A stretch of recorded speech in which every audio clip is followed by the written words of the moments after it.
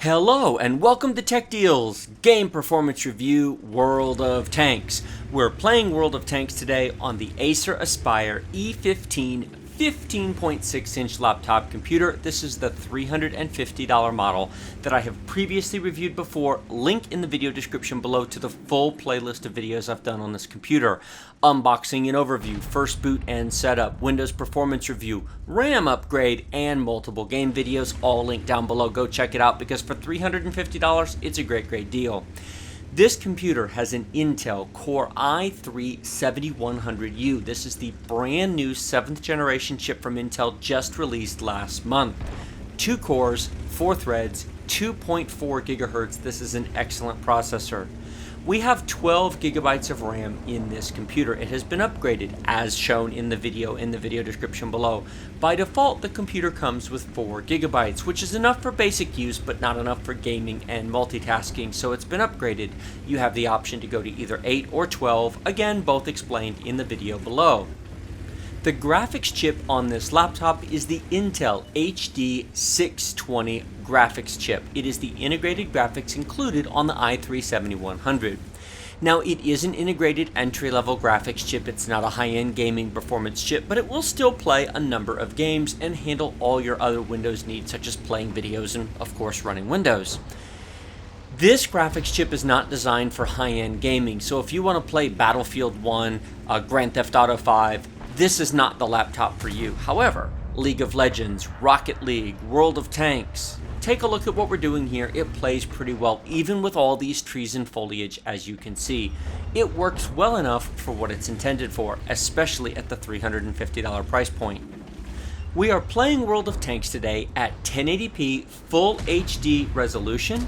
We have the graphics detail set to minimum. We have anti-aliasing turned off, and we have VSync turned off.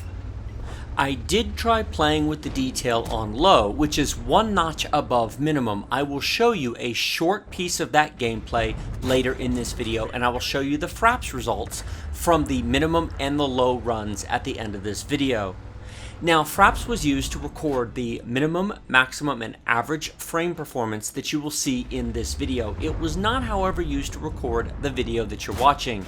Instead, an external HD60 Pro hardware capture card was used to record this video. There is no performance penalty for having captured the video because it's being done on an entirely different computer. This machine didn't even know it was being recorded. The numbers in green at the top left corner of the screen are from Msi Afterburner. That is a program that you can download for free from MSI that will give you real-time information about what your computer is doing, how many resources it's using, and an idea of what may be limiting game performance. As you look in the upper left-hand corner, you will see that our first line is GPU. This is the Intel HD 620 graphics chip built into the CPU. That's the primary limiter to performance here. We're currently using 84, 88, there we are, 97%. That's what's giving us our current frame rate, which is really nice now that I've moved away from the trees that I was actually parked in before. The second line, memory, that is not the main system RAM, that is the VRAM, the video RAM on the graphics chip. Please note, the VRAM is shared with your main system RAM. The HD 620 does not actually have any dedicated RAM on its own, so it's actually taking that from your main system RAM. The third line is the CPU. We are right at 50% usage. It's fluctuating a bit, but it's about 50%. Please note, the i3 is a dual-core processor, but it is a quad thread. It's hyper-threaded. This means that it represents that it has 4 threads to Windows, even though it really only has 2 execution units. What this means is that while it's more efficient than a true dual-core chip, it doesn't actually have more than 2 cores, and so when it's at 50% usage here, it's actually fully tasked. Both execution units are completely busy. Anytime you see the CPU go above 50%, you're using the virtual threads. Now, they do provide a benefit because it allows Windows and the game to schedule more than 2 things at once to be done. The CPU uses its own onboard logic to reorder the tasks and execute them in the most efficient manner possible.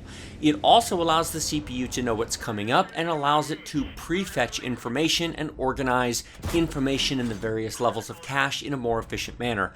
So 4 threads but 2 cores is definitely better than just 2 cores. The next item is you see the temperature. That is the temperature the CPU is running at, 67 degrees Celsius, well within normal operating parameters. It's fine. For full disclosure, this laptop is sitting on a normal flat office desk. There's no special cooling running on it. It's in an air-conditioned room that's set to about 72 degrees Fahrenheit. The fourth line is the main system RAM. Now this shows that we're currently using about 3.7 gigabytes of RAM. That's how much the programs that are loaded are using. Please note there are only 3 things running on this laptop. The actual game itself, World of Tanks, Msi Afterburner is running, and then Fraps is running, keeping track of the frame rate in the background. Neither Msi Afterburner nor Fraps use a lot of RAM. Most of that is the game and Windows itself.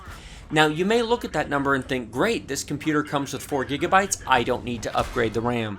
Well, you don't have to. It will run on 4 gigabytes of RAM. The problem is you will swap to the hard drive. Windows will never let you use all 4 gigabytes. Some of that would be stuffed onto the hard drive. Some of it would be using RAM compression in order to fit it all in. It would not run as smoothly as you're currently watching. The average frame performance would not be hugely different. However, the smoothness of performance would. You should at least upgrade this machine to 8 gigabytes of RAM if you want to play games like this, and 8 gigabytes would be enough. You don't have to go to 12 if you don't want to. It's about $25 at the moment to go to 8 and about $45 to go to 12. I have cut away and brought us to the other game video that I did. This is at low detail, which I'll pull up here in a second. This is a different battle, but basically it's the same game with the only difference being low detail instead of medium detail is selected.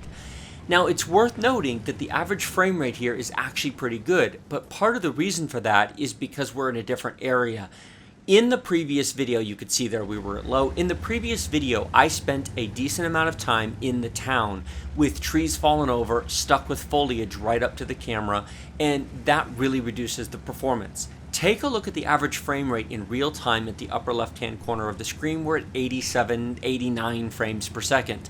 Now there will be moments where guns are going off and there's more tanks that this will drop down. I will say that it was completely playable in both cases. I did try a third run. I set the detail 1 notch higher to medium. That was not playable. So at either minimum or low, it's completely playable. It's just a preference. At medium, it's not. You need more graphics card than this computer provides. It's simply a choice as to whether or not you want to spend the extra money or use this and either run at low or minimum detail. That choice is simply yours. Now, this tank here, and actually it's the same for both tanks. This is really cool. Both of these are premium tanks. Take a look at that paint job. I just want to cut away from the technical conversation for a minute to mention how awesome that red, white, and blue tank paint job really is. It's why I bought that tank. It just looks way too cool. Yeah, I know it's a premium tank. No, I'm not that good of a player. Call me a wallet warrior if you want. However, I get a really good shot on the track here. Watch this. Hang on. Wait for it. And I got the track, but he repaired it and pulled back. No, we don't win this one. I don't do that great. But hey, it's World of Tanks.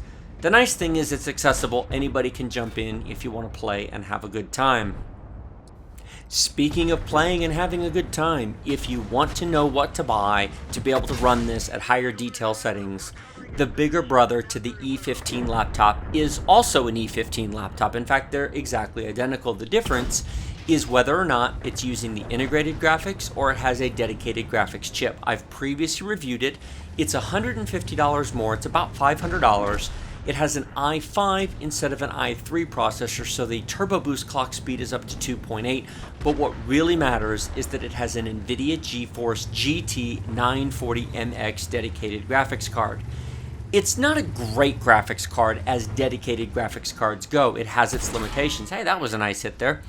However, it is miles ahead of the integrated graphics options. For $150 more, it includes a solid-state drive, it includes 8 gigabytes of RAM, this one only has 4, so it's already been upgraded, and it has that graphics chip. Now, I have done World of Tanks on it, and you can turn that graphic detail up and get much better performance. It runs really, really nicely. Now, even though it's an i5, it's still a dual-core. Most laptops that have i5s are dual-core. Some are quad. They have to have an HQ after the name to be a quad. If they have a U at the end of the model number, an i5 i3-7200u or 6200u would be a dual core. An i5-6300HQ is a quad, and that's not going to end well for me right there. Oh, he's gonna shoot me, and I died. Boo. If you look in the upper right hand corner, you'll see I stopped the Fraps run as soon as I died, and the reason for that is performance in death in spectator mode is better than in the game. You'll notice we're up to almost 90 frames a second there. I only want to show the game performance, not the spectator performance, which is why I hit F11 to stop the Fraps run, so that we're only getting the bulk of that is the actual gameplay and not the spectator mode.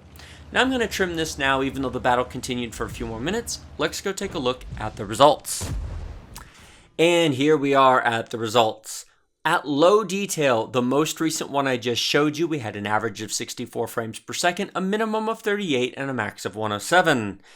Now, if you look at the minimum detail, now that's the very first run that you saw, we have an average of 66 and a max of 116. Those follow along. They're a little bit better than low detail.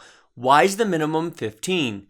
It's the foliage that was knocked down in between the buildings when there were 3 tanks around me and the camera was completely obscured by trees. I went and I looked at the frame performance over time, the actual graph, and that's where that dip was in those trees.